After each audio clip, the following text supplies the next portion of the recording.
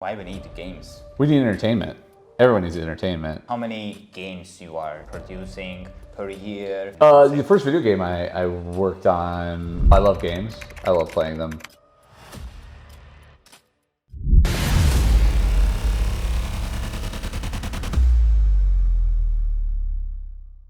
Yo, welcome and welcome back to my channel again. Guys, today we have a special guest. If you remember, once in a time, we have interviewed Christopher Mifsud on the street. But today, we will make one-on-one business interview with him for my Civilization playlist. So, we will talk a lot about gaming industry, e-sport, or about his business, how he started, what are the difficulties in this business. If you are interested about game developing, so this video is absolutely for you. So stay tuned. Don't forget hit the like and subscribe button. Let's go to interview him. Good morning. Morning. Good morning. So how are you doing? Doing great. Good. So we want to talk about your lifestyle and about your business. Please give it out who you are, what do you do for a living. Sure. I'm Christopher Mifsud. I work in the video game industry as both a consultant and I run my own studio here in Malta.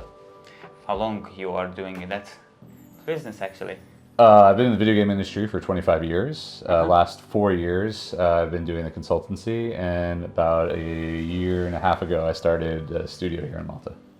Yes, for people who don't know where is Malta, because mainly this is like a small island, people don't have a clue about it, but this is a small island located in Europe. Actually, Malta is Europe. So we just want to see your setup also. For people who don't know about the gaming, we will dive deep into it, but it's the later stage. But for now, just show us what are you doing when you say the gaming development and this kind of things. Well, I mean, yeah, we do video games, but I've been in regular gaming in general, right? Tabletop RPGs, live action role-playing games, board games, working in that. What is an RPG?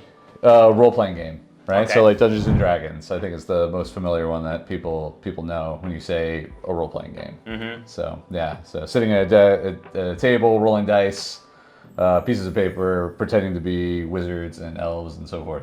Ah, very nice.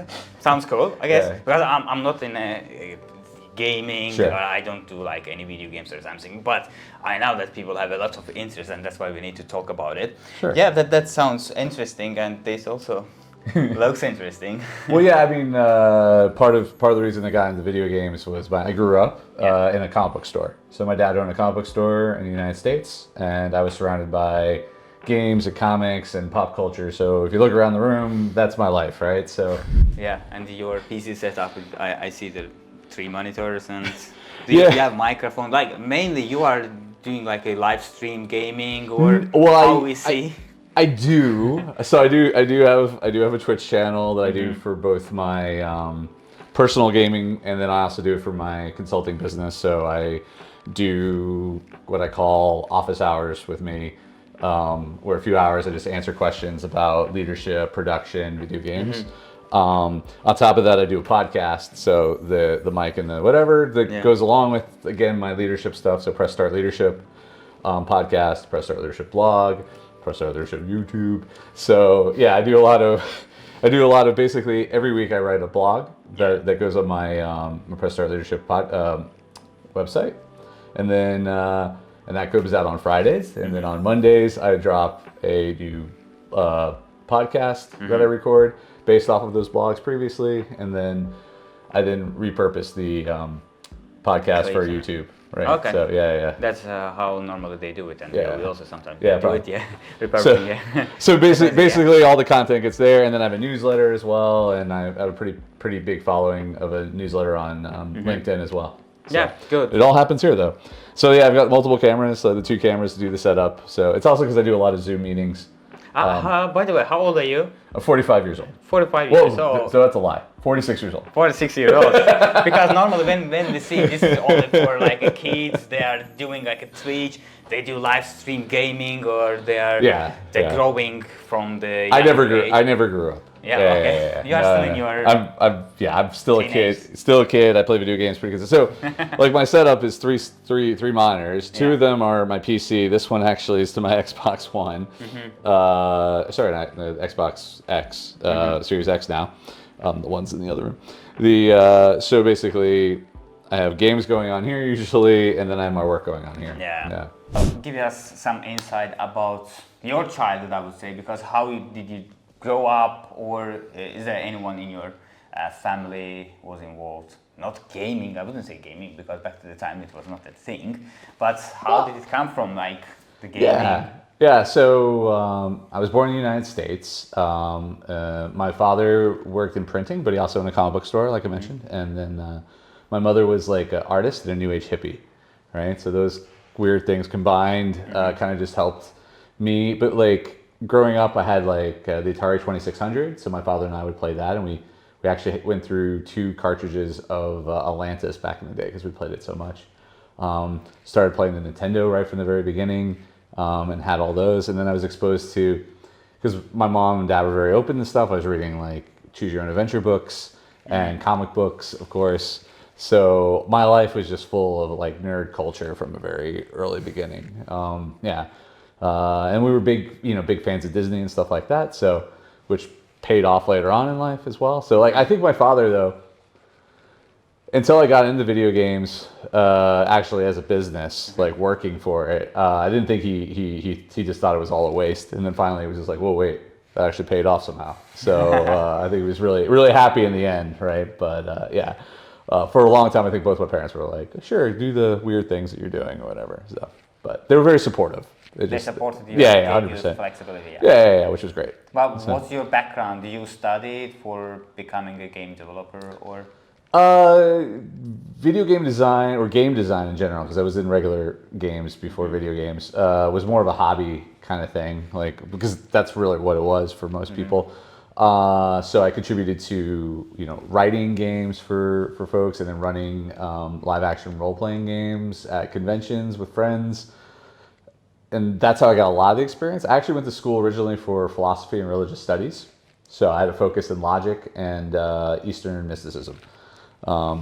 And then completely opposite. Completely, well, sort of. To be honest, the religious studies was really helpful, and just kind of, different ways of thinking and everything like that. The logic was super helpful because your critical thinking skills are really needed in video game design. And then I actually kind of stopped doing that. I went to retail. I was in retail management for a while. And I got trained in management and leadership. And then I happened to segue from that to getting an opportunity in the video game industry. And because I had those skills that nobody else on my team had, so there were definitely people on my team that were better designers, but they didn't know how to manage people. So I filled a gap really quickly, and it was, a way for me to kind of move in the industry. That was a lacking skill. And so eventually, I turned that around into basically seeing other studios having the same issues. They had lots of really great talent, but nobody was training them or teaching them how to lead and manage their teams properly. They didn't have the time. They weren't focusing on that. So now that's what I do. I step in and I help out teams and get them trained in the skills they need to build better studios and be better leaders. Yeah, that makes sense actually, because you are not only managing company for like designing games, and at the same time you are delivering the leadership skills for them. Yeah, that's cool. And at the same time, like, what was your first game you designed or you developed? The first video game I worked on, so I first started working on a MMO, a massive multiplayer online game, sort of like World of Warcraft, called Fallen Earth. But then I transitioned to a different team within that company, working with our external studios. So we had the opportunity to work with Showtime and Echo Entertainment. And the first game I released, actually they released about the same time, but the first one that I was fully on as the lead game designer with the team was Dexter the Game. My name is Dexter Morgan, and it's going to happen soon. For the iPhone. So it was based on the serial killer TV show. And it was basically a narrative adventure game where you investigated the crimes of the people as Dexter, and you accumulated the evidence to prove to your dark passenger that they followed the rules of the Harry, right? That these are the people that you're allowed to kill, and then you stealthed and captured the bad guys. and then you slashed across your phone as you tortured them to get the evidence that you needed. It was, it was a fun and exciting game based on the Dexter Show. If you ever have the chance, you can find videos of it on YouTube of the cutscenes. And Still stuff. on the internet, yeah. Yeah, you can find information on, like, you can see the cutscenes from the game on YouTube. It's entertaining. That was back in 2009 we released that. So. Yeah. And early on in your career, Yeah. what challenges you have faced for starting your gaming company, or now or back then? Like now. Back then. Oh, back then the challenges were just like realizing you don't know what you don't know, right? There's no blueprint for making video games. I mean, there are best practices, but every game that, like, a lot of us in the industry say that every game you release is a miracle. And then even if you've released one, releasing the second one's still a miracle, right? There's just so much things that can go wrong because you're doing things that are different. There's no, anytime you add a new feature or some functionality that didn't exist before, or maybe slightly different, you're starting from scratch, right? And so there's just a lot of different things that can go right or go wrong, and then it comes down to time, money, resources, quality. So. Yeah, but why did you decide for starting in that industry and making your living out of it? Oh, I love games. I love playing them, entertained by them. I think there's a lot that games can do as an art form. And that we haven't even touched yet, right? So it's another medium that I think there's just a lot of room for doing some really, really cool stuff in. Actually, I see people are on the internet, they make tons of money for playing games or streaming and Twitch. Sure. And then this. Well, generally, why we need gaming? Why we need games? We need entertainment. Everyone needs entertainment. It's just the modern form of entertainment. We've always needed entertainment. But people want to be entertained, right? Like, you want to forget something that's going on. Now, do we need escapism? There's an extreme to that, right? Where addiction. Well, that's always another thing, right? Yeah. But I feel that if we didn't have games, they'd be filling it with some other form of addiction. You moved to India and you lived a couple of years there and working for Disney. India, completely like a different stage, I would say, from US and going to India and working for Disney, because this is a big company. Yeah, it was big. What were you doing with that company? So I had the coolest title I've ever had in my entire life. It was Associate Director of New Experiences. What that is, I'm not 100% sure. No, sort of not sure. So what that really meant was I was helping run the studio there. We were creating different games, but we're trying to figure out what we wanted to do with that studio. So we started to delve a little bit more into mixed reality, augmented reality, and I got to work on a number of projects and kind of just play with different things. So we shot some stuff in 360 video. We did some stuff with green screen and kind of just like a augmented reality situation. We did some stuff with phones. We had this cool thing in VR where you were swinging laser swords around. Yeah. But I was on one floor and another floor. But the thing is, it was all R&D, right? So you don't get to see not a lot of it got to see the light of day. But it was a lot of fun. And we were just looking for, this was back early days of, really early days of VR, is like, military stuff back in the day, or the old Game Boy VR or whatever, right? Yeah. But this was still modern early days of VR, and we were trying to figure out, like, this is really cool tech, but how do we make money? And so there wasn't a lot of really good ways to make money, so we were finding ways that, like, well, we could sell tickets. So one of the cool things we did is we had a live Broadway show in India of Beauty and the Beast, and so we shot it in full 360 video.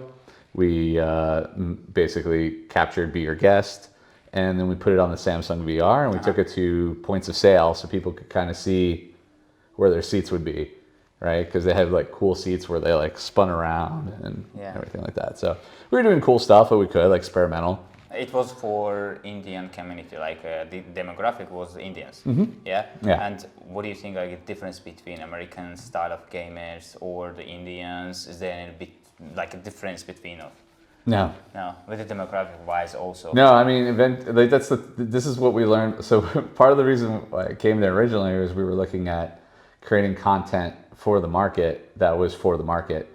But then we pretty quickly realized, like looking at China and looking at other that we didn't actually need to create new content. We could just take the content we already had and translate it and, make it and localize it. Yeah. And so it turns out localization is much cheaper than creating new content.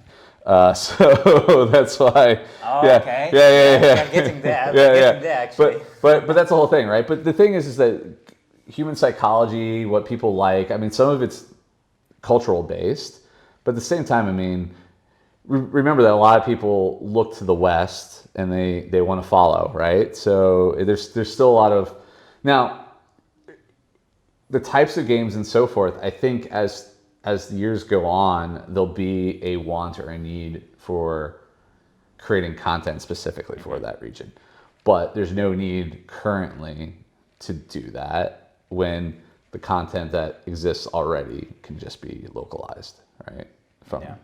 But as that market grows, and obviously as the spend grows there'll be a want and a need to create specific content. I think we were too ahead when it came to that. So, And at the moment, how many games you are producing per year, or till now, how many games you made? oh, it's a new studio, so we've just have the one game we've been working on.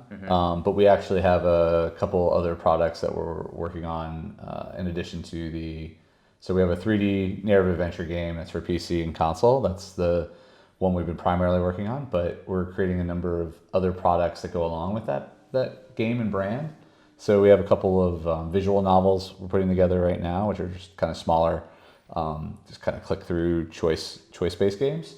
And then we're working on a tabletop RPG we're going to do a crowdfunding for, and we'll have a radio drama podcast to go along with it. And then the idea is that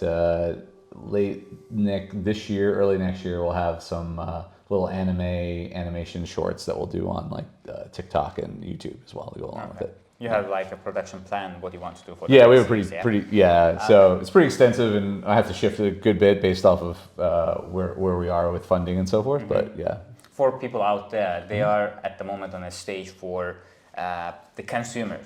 So they are consuming your games, and also they are playing the games, but in the future they want to start their own gaming company or something like that. Sure. What should they know? Well, how they can start, from where they have to start? Maybe they need to study, they need to do any research, like generally starting from scratch, what they need to do. Sure. I mean, it's great. It really depends on what part of the industry you're getting into. I mean, if you're starting your own studio, I'd recommend learning one of the game engines. There's a number of them out there. There's Unity, there's Unreal, there's Godot. There's more simple ones to basically make games. I would play games. That helps. It's not always assumed that people who make games play games, but playing as many games as possible.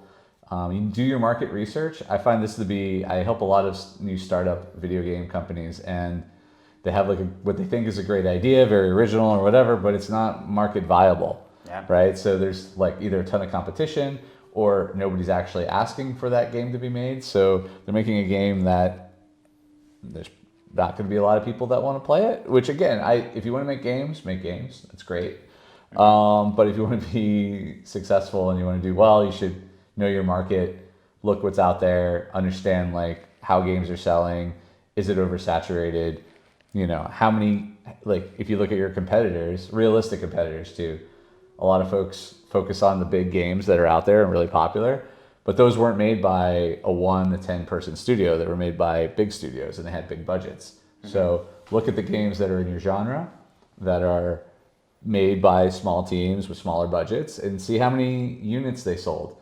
If they only sold 1,000 units and they were selling it for $5.99, and your game is gonna cost you 100,000 euro, maybe not the best bet. Not gonna make your money back off of it. So do the math. Don't just oh, this will be good, people love it, it'll be it happens, but it happens much less than what. It's just like the number of people that think they're going to be professional athletes, right? Yeah. You go to school and everyone's like, oh, be a pro football player. You're like, really? And then, they get to high school, they have one injury. They're not a pro football player anymore, right? to be in that upper echelon of big successes, it takes actual knowledge, experience, know-how, and the right attitude to actually do it. In general, this is a profitable business.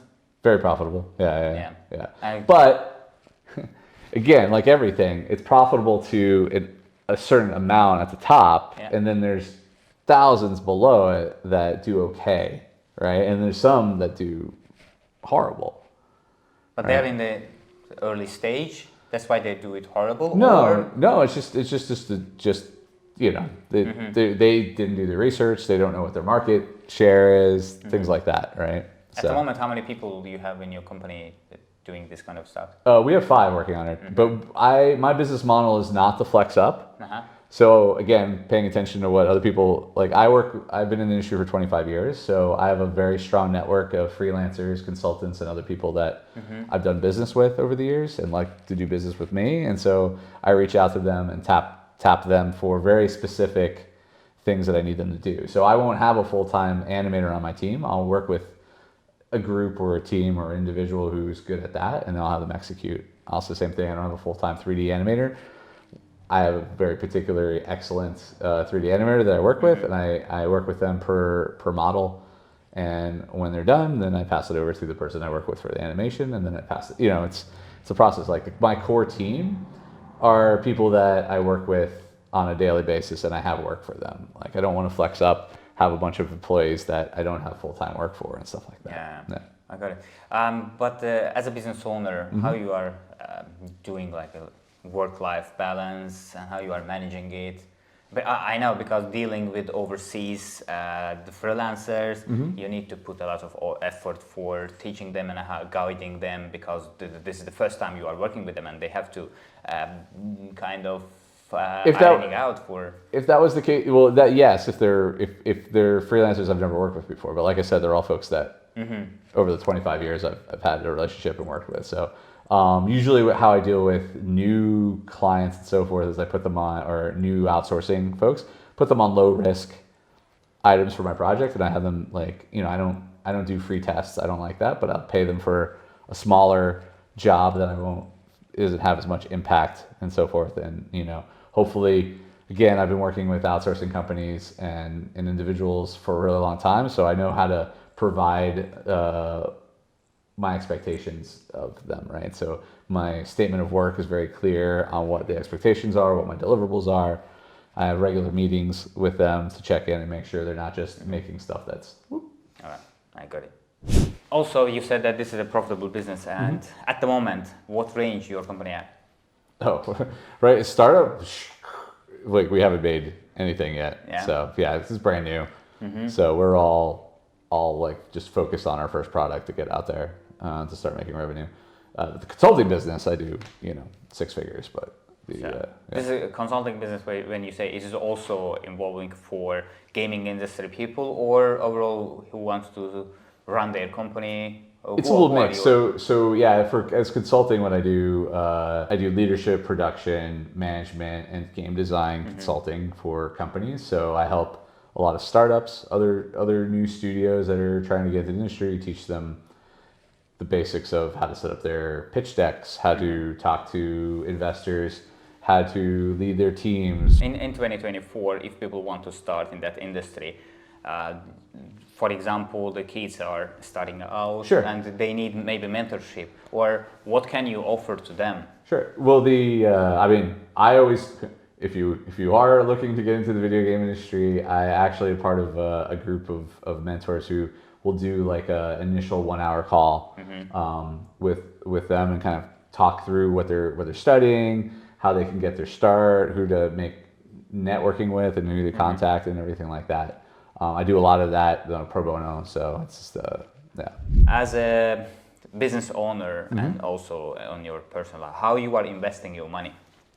The money you receive from your leadership business and also the gaming. I'm investing it into my studio, right? Yeah. So right now, that's my long term is I see the value in what we're creating and what we're doing, and I made that choice, right? With a long discussion with my wife as well. Always talk to your partners. and make sure that you get consensus in there, right? Because they're part of your team as well, whether you realize it or not. So there's multiple people involved in this kind of thing. But basically, I got to the point where I have, a successful consulting business, and so I decided to take, what I was making from that and put it towards the game studio. So it's a long-term, thing. It's not going to be a short-term game. It's a long-term game. Yeah. For people in their early age, they want to be successful in the future. Sure. They want to make their own money. What personal development advice and also the financial advice you would give to them? And also because you also talked about the partner, how you are making decision with your partner, and what's the importance for having a supportive partner? Well, that's huge. I don't think there's so many times where I doubt some of the decisions I make or whatever, and meditation does a little bit, but it really does help to have someone who's supportive, to kind of be a sounding board and hear what you have to say. So I recommend having that.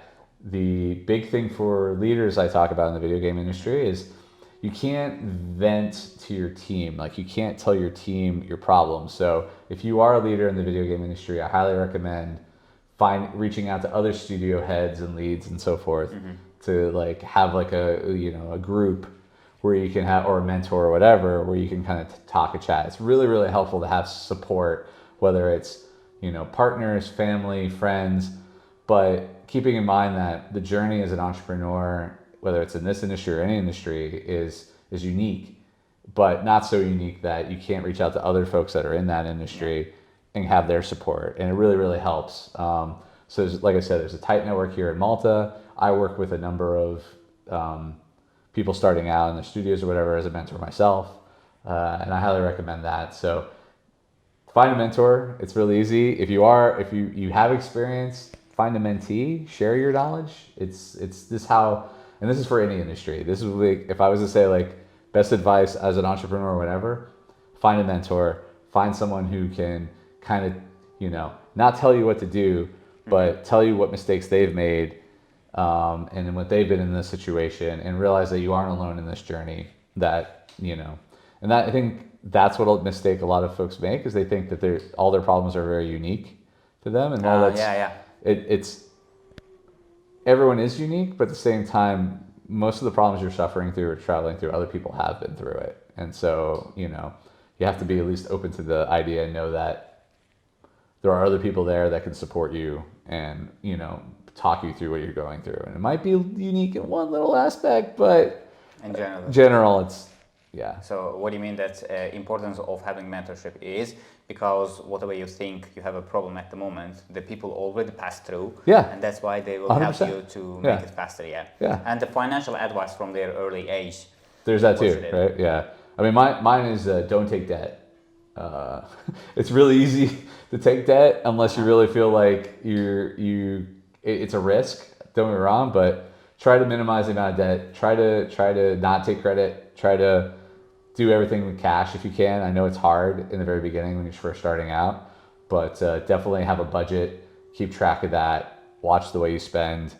I was very reckless when I was younger with that, and partly because I don't think fiscal responsibility is taught very well in the United States or really anywhere in the world. And so, that's the big thing I think for business owners is learn. Don't just get a CFO or financial person. Know your financials. If you're going to run a company, you need to know the financials. And if you're going to run a game studio, though you don't want to burden your team with financial stuff, teach them a little bit, because I find that's a big problem also, is your team doesn't realize what that time costs, and that changes cost, and that this costs. And so when you try to explain that to them, it's very hard, because they're like, well, that's not my problem. Yeah. But in the end it is, right? Because if they overspend or they make a decision or whatever, you don't have a studio anymore, they don't have a job anymore. It does become their responsibility slightly. So fiscal responsibilities is a big one. I think everyone should really pay attention to. If you have kids, teach them fiscal responsibility. Don't rely on the schools to do it. We don't get it, these kind of things. No, you don't. I mean, you supposedly you do, right? I remember there was a course that kind of touched on it, but not to what the actual, I remember being in college and them being like, here's your credit card. Here's all this student debt. Here's this other stuff. I'm like, this sounds great. And then until you're out of school and then you're like, now you got to pay. And you're like, whoa. How? Yeah. I've got this job that doesn't pay. Yeah, so, that's... So you'll be in a rat race, I would say. Yeah. And at the end, I want you to give advice for gamers in our community. Gamers in the community, keep playing, but play responsibly. But find the game that you love, and that's okay. And be passionate about it. And if that's what you need as entertainment and a little bit of escapism, then go for it and enjoy. Got it. Well, thank you very much for spending time to talk to us. And great people out there watching your content also. And thank you very much. Keep watching. Don't forget to hit the like and subscribe button. And if you want to get in touch with Christopher, and his handles also underneath here, and you can reach out to him for any purpose like a leadership or even starting their own starting company. a company. Yeah. And thank you very much. I see you in the next video. Bye.